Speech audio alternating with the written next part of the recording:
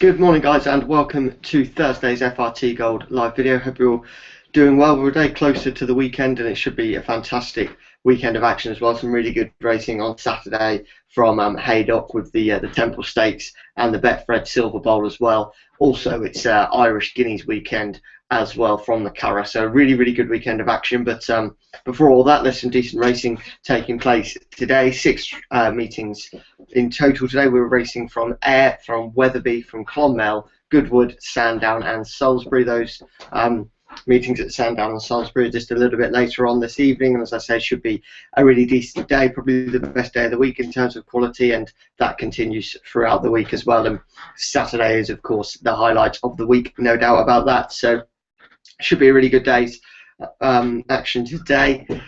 Just a reminder, this is a live Q&A session if you did want to join in, and if you've got any questions about any of today's tips, or you'd like some personal tips or anything like that, or just any general betting queries, horse racing queries, then that's absolutely fine.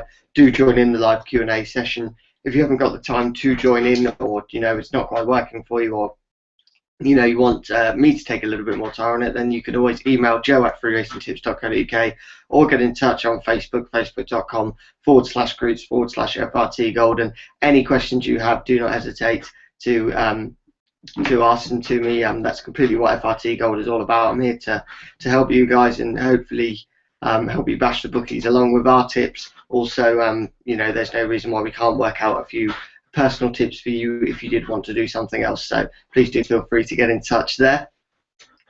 We'll start off by looking at yesterday, and it was a much needed return to form for the premium tips. They have been struggling over the last couple of weeks, but sort of plucking out a winner just about every time. It's becoming not desperate, but as though we really need one, and that was the case yesterday, with Lawman's Thunder being a really good premium tip winner. Actually absolutely romped home at 13-8. This was at Kempton, and it was easy as you like for this horse. 4 lengths was a victory. Could have been a lot more. Looks to be a real progressive horse. We did say that he might be well handicapped, and I think that did prove to be the case. I think the handicapper will take a firm view on that one, and probably pop him up quite a few pounds. But let's hope that starts a run of some really good premium tips. Starting with today, feeling confident about today's premium tip, and yeah, just to hit 3 or 4 in a run would just send a month into profit. It's not, if you look at the figures this month, although it's showing the tiniest of losses, it's not that bad, and you'll see all of the stats and everything that will come in the Horse's Mouth magazine, which should be landing on your doorsteps around about the 2nd or 3rd of June. So if you are after any stats for that, then they will all come in the looking back page of the Horse's Mouth magazine. And if you've got any questions about them, please do feel free to let me know. So today's premium tip goes in one of the first races of the day, and it's the opener from Wetherby. It's the 2 o'clock there at Wetherby, and our tip here is Princess Katani, currently at 6-4. Now this is from 7-4 when first tipped. Now the premium tip from last night was actually declared a non-runner this morning, so I did send the text out, and most of you should have spotted that, but of course you'd get your money back if you did. Last night's premium tip was declared a non-runner. This horse that was lined up to be the next best bet of the day suddenly was then bumped up to the premium tip. Looks to me like the very best bet of the day. I couldn't really call it between these two and the premium tip, so it's I'm not too concerned that the premium tip was a non-runner, because feeling really confident about this one as well.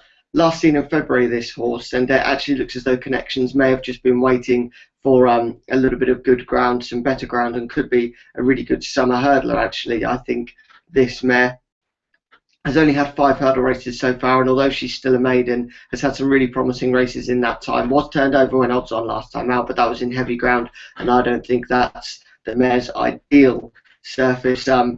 She looks the one to beat, to be honest, in terms of the quality in this race. I don't think it's blessed with quality, and she looks to have shown the most. And the booking of Richard Johnson is certainly a positive one. He's second. If AP McCoy wasn't around, he'd have as many jockey titles as AP, you'd think, or he'd certainly be running him close. An excellent jockey, and perhaps an underrated one. Goes under the radar sometimes, but is always second to AP. One of the very best around, no doubt about that. Has a positive booking on this horse, and I think Richard Johnson can steer this horse, Princess Katani, to victory today. That's the premium tip in the 2 o'clock at Wetherby. It's Princess Katani at 6-4, and that's from 7-4 this morning. So a bit of money coming for this horse.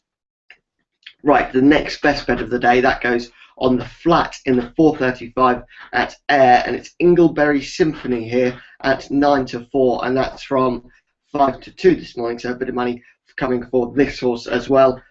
This horse has been second and third in his 2 runs this season, and has looked in decent shape, to be honest. This race looks to be really winnable. I think the last 2 races have been slightly tough, but should have a bit of a fitness edge now. Does look to be a very winnable race, as I say. And Richard Fahey's chance has a great chance here. Richard Fahey's charge, I should say. Fahey, a man in excellent form and always one to be wary of.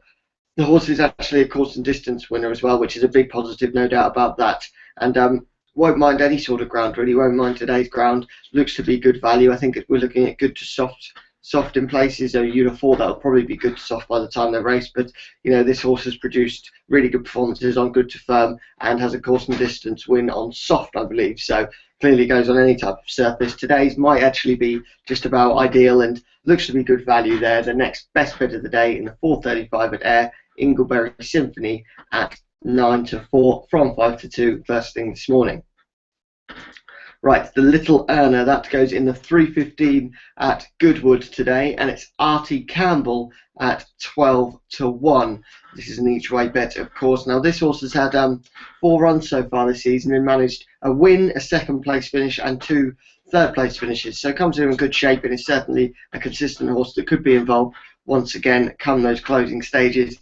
The 2-mile trip today, no problem whatsoever. I think that's just about ideal. And with 4 races so far this year, something that not a great deal of these horses have, could have a bit of a fitness edge and possibly make this a bit of a staying test, because I think the horse does stay well and is one of the fittest in the race, with some of them only, having 1 or 2 races under their belt, and that can be vital in these early stages, early stages of the flat season, in these staying trips.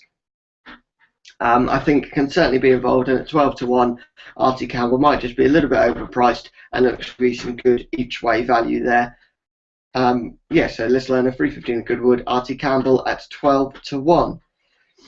Right, the lucky 15 today. We start off with Princess Katani, the premium tip in the 2 o'clock at Wetherby at 7-4. Or 6-4 now, isn't it? Then a Nugu in the 3:05 at Wetherby. That's a Nugu, and that's at 11-4. Ingleberry Symphony, the next best bet of the day, in the 4:35 at Ayr at 9-4. And then we finish off with Secret Pursuit in the 4:25 at Goodwood, and that's a 6-1 shot. Potential returns from £1 stakes for this lucky 15. It was around about the £650 mark. It's probably now around about the £570 mark, with Princess Katani and Ingleberry Symphony both coming for a bit of money from first thing this morning. So those are today's tips. Hopefully plenty of you get on them, and hopefully we can have a really good day there. Queen Compton, the premium tip and next best bet, could provide us with a really good couple of singles there. And then if you did want to do the double, I always say just a point maybe for the double. It's 4 points for the premium tip, remember, 3 points for the next best bet, 1 point each way for the Little Earner, sorry. And then the lucky 15, I would usually say go with similar stakes to, if you want to do lucky 15, go with similar stakes to what you would the Little Earner. So let's say you would have £5 per point, then you'd be putting £20 on the premium tip, £15 on the next best bet of the day, £10 on the Little Earner, and then I would say, make it up to be £10 or so on the lucky 15. You don't want to be doing £1 stakes and a £15 bet if you're putting £20 and £15 on the premium tip and next best bet respectively. I think that's a little bit too much. So yeah, maybe do sort of 75p stakes or something like that. Alternatively, if you're just doing £1 per point, which I know some of you do, nothing wrong with that whatsoever, that's £4 on the PT, £3 on the next best bet, £1 each way on the Little Earner, and then, as I say, just maybe a couple of quid on the lucky 15 if that's how you want to play it. But yeah, so that's what I recommend there. But if you are doing the premium tip and next best bet as a double, please do back them as singles as well, because there's profit if just one of them comes in then. Whereas you're not relying on, although it's good odds, you're not relying on both of them to come in, and you don't want to take away the value and the thrill of, say, a premium tip winning and the next best bet being beaten. You don't want to be frustrated by that. You still want to be feeling good that your 4-point bet is a winner. So yeah, there are tips for today. There's actually no odds on double today. I have been doing odds on double over the last few days, but one thing I've always said is I wouldn't put one up just for the sake of it. That's the case today. There's not many really strong favourites. There's no horses I fancy it, because sometimes, although it's strange to say a horse is good value at odds on, there's very different types of odds on. A horse can be at 1 to 5 maybe, or they can be at 10 to 11, and some people just brand that as the same kind of odds on. I don't want to back it, but the difference in value and odds there is quite striking, really. But some people do just look at odds on and think, no, I'm not doing that. So there actually aren't any odds on horses I like the look of today, or even, you know, an even money or 11 to 10 shot, really, because I wouldn't mind putting them in a double. But just no odds on double today. Should be one tomorrow, but we shall see. But it's very much still not in the trial period, but still just working out the best way to do this in a way. And I don't think that having it every day, no matter what, is the way to go, because sometimes you just quite simply can't see the ones you like, and the last thing I want to do is just put horses up for the sake of it. So no odds on double today, but plenty of other tips and plenty of other horses for us to get stuck into. Just a little bit of news regarding the Irish 1000 Guineas this weekend. It takes place on Sunday from the Curragh, and that's Rosina, who was the 1000 Guineas at Newmarket, was the favourite for that race, or the anti-post favourite at least, for taking a bit of a drift. This horse isn't going to race in the Irish 1000 Guineas. It's out of that. Apparently she did all of her work during the week, just as they expected, but Clive Britton noticed that I think it was probably this morning or maybe even last night, that there was just a little bit of blood coming out of her nose, and as soon as you see that, you really can't take the risk for any horse, and he made the decision to withdraw it. He says that she's absolutely fine within herself, and it could be, he doesn't think that they've got an unwell horse there, but you know, you never quite know. You need to have the horse checked out just to make sure it's nothing too serious, which it doesn't sound at first signs that it is, but you can't, you know, risk a horse in a race after something like that. So best wishes to Rosina. Hopefully she comes back and is strong, and you know, you never know, sometimes it can be a blessing in disguise, and she could come to Royal Ascot in the best shape of her life, but we shall see. But you know, if you've backed Rosina in the anti-post market, you're going to be a bit frustrated because you're not going to get your money back, but of course, what's more important, a horse's welfare or your bets? I think we all know the answer to that one. So yeah, it has changed the Irish 1000 Guineas market a bit, but we're not going to go through that too much today. Maybe we'll look at that tomorrow. The weekend, as I say, it's the Temple Bar Stakes and the Silver Bowl. The Temple Bar, it's Hot Streak and Soul Power, both your 3 to 1 co-favourites, and I've been singing the praises of Soul Power for about 2 years now. I absolutely love this horse, and at 3 to 1, I think he's a value, no doubt about that.